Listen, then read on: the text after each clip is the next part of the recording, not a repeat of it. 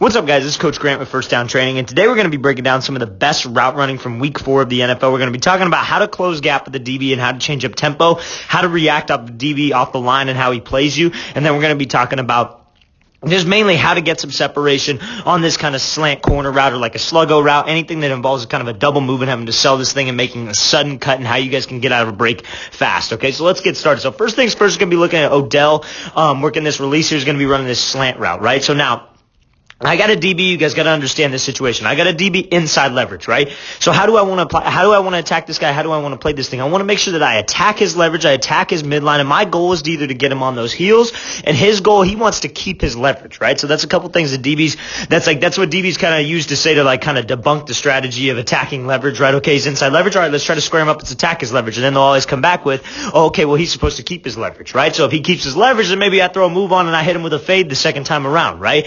There are going to be times where we might lose a rep, but you still got to come back, and that builds into the next route, right? That builds into the next thing that you structure because we know he's going to be playing that well, and that could open up a lot of different things. So let's watch this thing full speed. So he's attacking leverage, patient, throws that one-step cut or throws that little outside stick, and then catches this ball over the middle. Make sure you accelerate out, okay? So let's talk about this. So he comes off the line, and he's real patient, right? Now, here's the deal. If I'm maybe the first read on this, I probably don't want to go with this release. Now, why is that? Because the quarterback, if we're honest to God, if we're in a situation on a goal line and a quarterback, if he's got time and we know that we got some time to work this release as well, then it's not too much of an issue because Baker Mayfield could catch this thing and kind of hang back on this back leg and then let it fly. But if you got a quarterback and we're like maybe, let's say it's like press man, we're going to just quick one-step slant and we got to get it out right now because he's getting blitzed, this isn't something I want to go with. You guys got to know the situation, know the read you are. He's probably like, either this play is designed to let Odell kind of be patient, draw him in, and then make a move. Maybe it's off of a play action fake. However it is, we can't see the angle from the backfield. But being patient being patient is based on timing of the play, situation, and what read you are, right? So he comes off the line, he's super patient, right? And his DB's trying to match that speed because he's not going to just backpedal straight out of there. He's not going to be over anxious with his feet if Odell's taking this thing nice and slow. Maybe one time I come off and I give this walk and I maybe block this guy, right?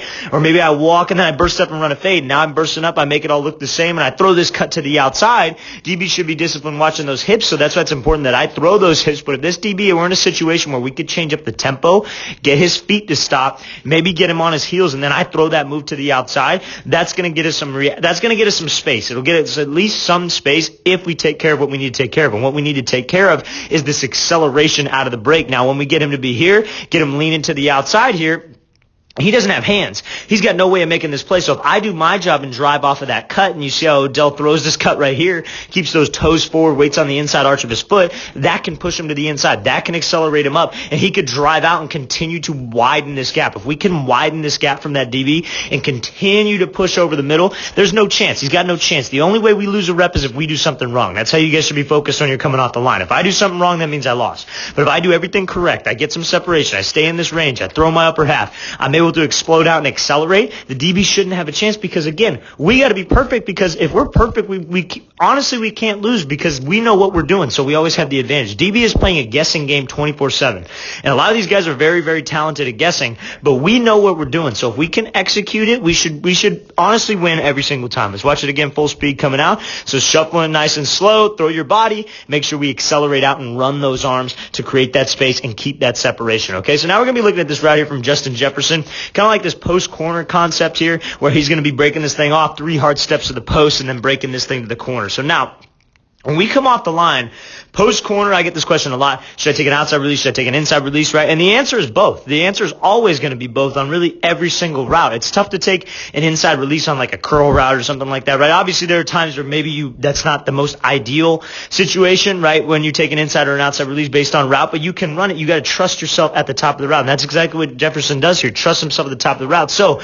when he comes off the line, you see how he attacks leverage. And again, he attacks leverage, but how is this DB playing him? Right now, he's gathering info. He's trying to see how he's going to react. DB stays to the outside probably because he's got safety help over the middle. His whole goal is to try to force him to the inside. Maybe it's like a two-man situation. You never know. Maybe it's an obvious passing down. So I hesitate. He takes the outside away. Okay, let's not force the outside release. Let's take this inside release and let's really work to restack, or let's work my eyes here for 3 hard steps. See how he breaks 1, 2, 3, and he's giving those eyes, committing those hips, committing those shoulders, and he's breaking in stride. That's a way you guys can get separation on any kind of a double move route, right? You want to break in stride. stride. You don't want to slow down. That's something that a lot of people will do. A lot of people who maybe aren't as experienced with route running and being able to drop their hips and being able to cut is what they'll do is they'll run, and then they start to slow down. They chatter their feet, and then they break, right? That's not selling anything. That's not being deceptive. That's just poor route running when you slow down into a break, right? So when you're here and you're able to run full speed, sell with your eyes, sell with your hips, sell with your shoulders, and cut in stride, that's what we got to do. Anybody could look back to the ball, right? Everybody's like, oh, you got to sell with your eyes. Anybody can freaking look back to the ball. Are your hips and your shoulders drifting upfield, and then you're reaching with this cut and it's nice and slow? Or are you making it look exactly like a post, 3 hard steps, popping this thing off right in the ground, and then being able to accelerate out? And again, what do we got to do in this situation? We got him to undercut this thing. We got him to be a little bit greedy, right? We got maybe a safety over the top. So yeah, hell yeah, he's going to undercut this thing. Why wouldn't he, right? Because we got safety up over the top. If they throw it skinny, my guy's right there. But we got to still make sure we sell that first. He's going to stay on that back hip if we don't sell it. But I got to be able to sell it, and I got to be able to get out of it fast. And that stick right here where he's just very sudden, in stride, pops this thing off, that's what helps us get out of it. And you see how his arms continue to work him out. He get held, continues to run those arms, continues to drive out, and continues to break up to this corner. That's a great job here by Jefferson. Great ball, too. Let's watch this thing full speed one more time. Again, off the line, can't stress this enough. Not everything is just a committed release, right? You come off the line, you hesitate, you get a read on him. Okay, he's giving me the inside. Just take the inside. Just take it. You got to have a plan for it, right? It's reactions. A lot of times, releases are about reacting. How am I going to be able to react to this? What is he going to do here that makes me react this way? That's how you guys got to play this thing. I hesitate. He keeps outside leverage. All right, let's take the inside leverage. Fine by me. Yeah, I hesitate. He maybe shoots to the inside. I take the outside. And I break this thing off, 3 hard steps, then bam, I'm out of there, okay? Let's watch this thing full speed again one more time. Hesitation gives him the inside. Eyes for 3 steps. Sudden stick. Then accelerate off this break. Great route there by Justin Jefferson. Great job getting separation. So now we're going to be looking at this kind of like slant corner concept here. We're mainly just going to be focusing on his feet. And again, this is going to be a great example of how you guys need to sell routes and how you can sell routes to be able to get some space. So let's watch it full speed one more time. He's coming here, 1, 2, 3, 3 steps off that slant, gets that DB to shoot to the inside, and then he's able to accelerate up. Nice toe tap catch as well. So when he comes here, when Shark comes here, you see how he snaps his eyes, 1, 2, 3. And now another thing that I didn't really mention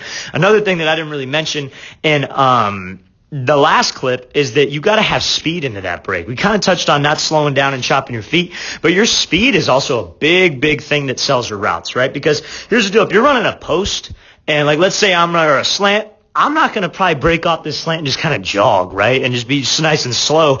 I'm going to break off this slant and I'm going to freaking go. I'm going to take off because I'm trying to get this ball turned straight up the hash. This ball's coming straight off the break. I want to keep speed. So how I threaten this dude right here and how I get him to really drive on this thing is when I break off that slant, I got some dang speed and I'm pumping my arms and I'm running for 3 hard steps. 1, 2, 3, right in stride. And you see when we make this cut, it's sudden, right? And what I mean by sudden is it just shoots straight in the ground. Like you guys ever see a jackhammer before where it just shoots in the ground to tear up that concrete or whatever? That's how you want your feet to be. You want to just shoot straight in the ground and then you're bursting up field, and that's what's going to get you out of that break. How you be more sudden? Try to work on you running full speed, right? You picking your feet up and you just shooting it in the grass. That's what changes direction for you. Now, a lot of people get sketched out by that because they think that I'm going to hurt myself and shit like that. Well, yeah, you build up into it. You don't just run full speed and try to cut right now.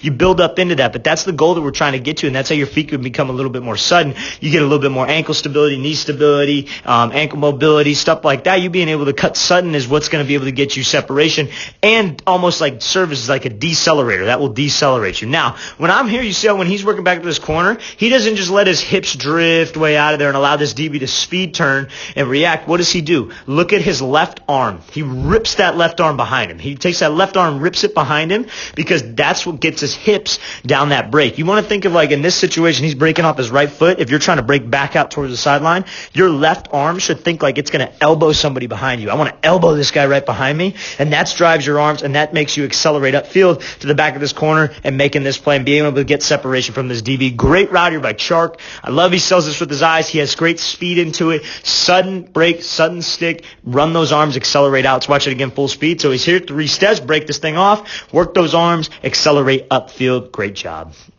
All right, guys, I really want to thank you for watching. I really appreciate it. Again, if you guys have any questions, leave those in the comments. I'll get back to you as soon as possible. I always appreciate those. And again, if you guys are a receiver and you want to get better hands, you want to improve your catching skills, and you don't have a quarterback to throw you the ball, right? Check out that link in the description. It says improve your hands in 30 days, full 30-day program to improve your hands, improve your catching ability, grip strengthening drills, hand-eye coordination drills, everything that you guys need. Improve your hands without a quarterback, tons of exercise. Hope to get you guys on that soon, and I'll see you guys next time.